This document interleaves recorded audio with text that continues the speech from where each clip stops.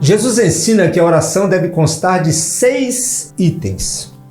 Antes que o homem possa expressar qualquer um dos outros 5, deve dizer: santificado seja o teu nome.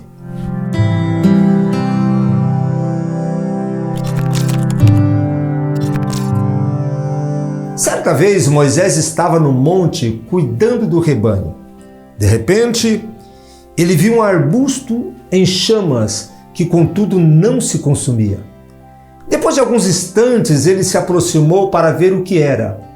Era Deus que se encontrava naquela planta, desejando revelar a Moisés a sua vontade para a vida dele. Mas logo que o profeta se aproximou, ouviu uma voz que dizia: prosseguiu Deus, não te chegues para cá, tira os sapatos dos pés, porque o lugar em que tu estás é terra santa. Êxodo 3, verso 5. Isso significa que antes que Deus possa falar com o homem, este tem que mostrar respeito e reverência.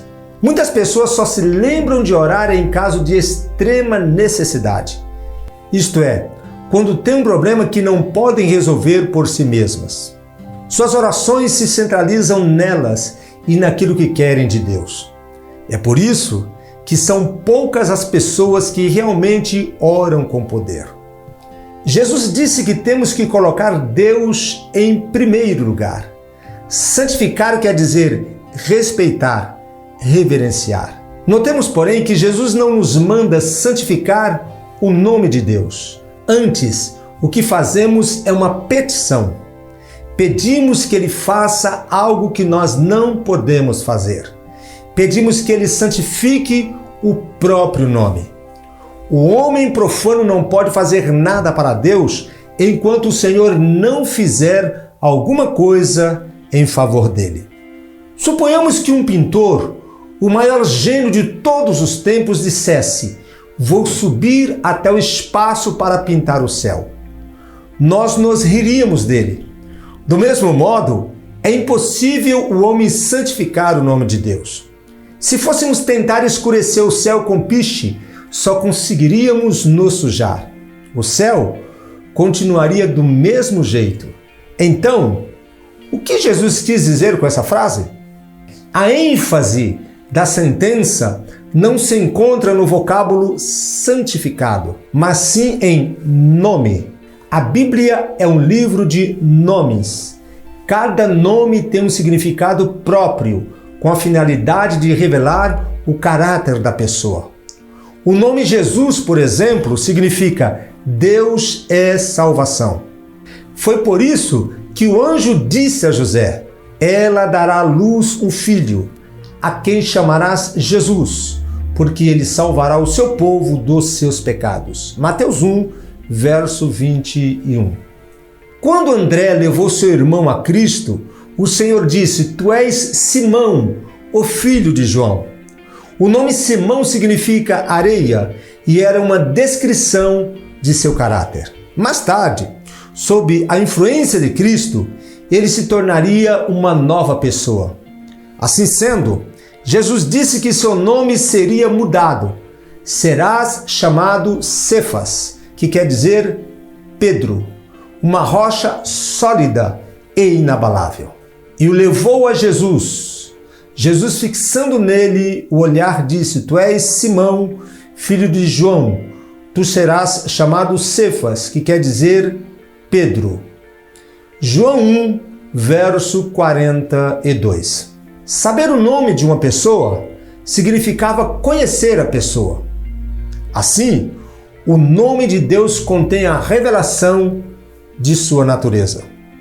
Quando dizermos santificado seja o teu nome, o que estamos realmente falando é: revela-te a mim, ó Deus.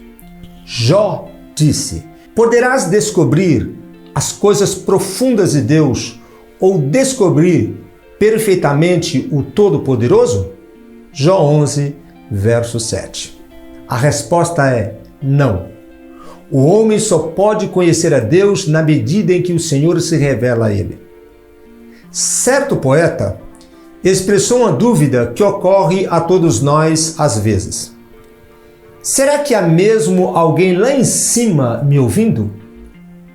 Antes de podermos começar a orar, temos que nos convencer de que há alguém ali, pronto a nos ouvir, e depois termos consciência de sua presença. Há 3 maneiras pelas quais Deus se revela. Primeiro, na sua maravilhosa criação. Os céus proclamam a glória de Deus e o firmamento anuncia a obra das suas mãos. Salmos 19, verso 1. Esta foi a primeira revelação que Deus fez de si mesmo. Quantas vezes estamos numa praia e nos sentimos arrebatados pela vastidão sem fim do mar. Quando nos lembramos que Ele pode segurar os mares na concha de sua mão. Quem mediu com o seu punho as águas e tomou a medida dos céus aos palmos e recolheu numa medida o pó da terra e pesou os montes com pesos e os outeiros em balanças? Isaías 40, verso 12. Então nós temos uma pequena ideia de como é o seu poder. Ao contemplar os picos das grandes montanhas, ficamos profundamente impressionados com sua majestade e imponência.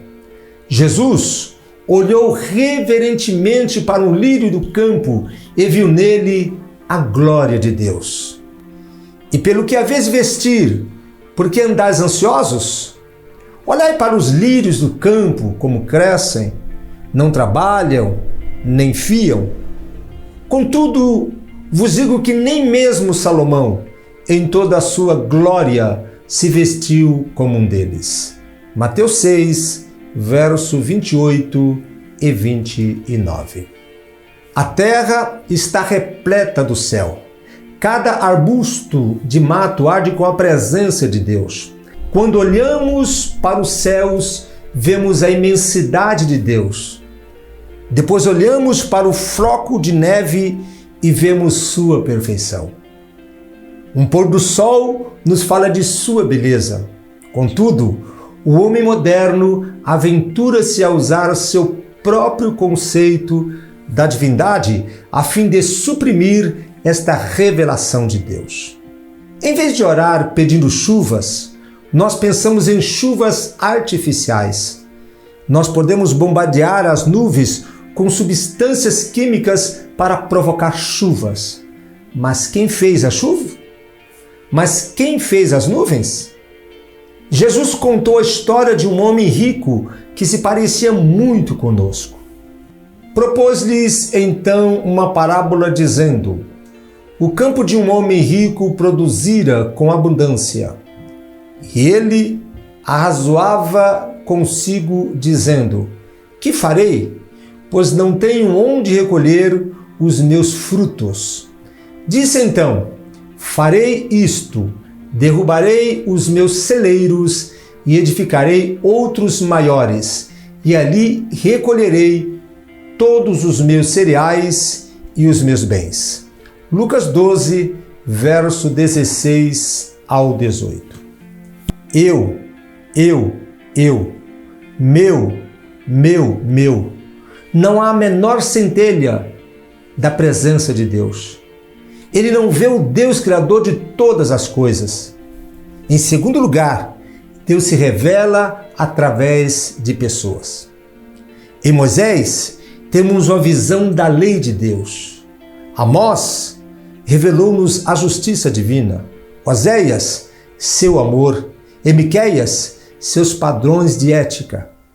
Uma pessoa nos tratou bem quando estávamos enfermos. Outra nos ajudou num transe difícil. Ainda outra nos estendeu a mão no momento de solidão. Alguém a quem ofendêramos nos perdoou, demonstrando um espírito de amor. Deus também é revelado através de gestos assim. Nós compreendemos a Deus melhor por causa do amor de nossa mãe ou pela vida consagrada de um amigo. A revelação máxima de Deus é Cristo. Jesus respondeu: faz tanto tempo que estou com vocês, Filipe, e você ainda não me conhece? Quem me vê, vê também o Pai. Porque é que você diz: mostre-nos o Pai? João 14, verso 9. Quando lemos os 4 evangelhos e vemos Jesus retratado neles, começamos a perceber que, na realidade, estamos vendo é Deus. Há outra maneira de Deus se revelar. Não sei de um nome para ela, nem sei explicá-la.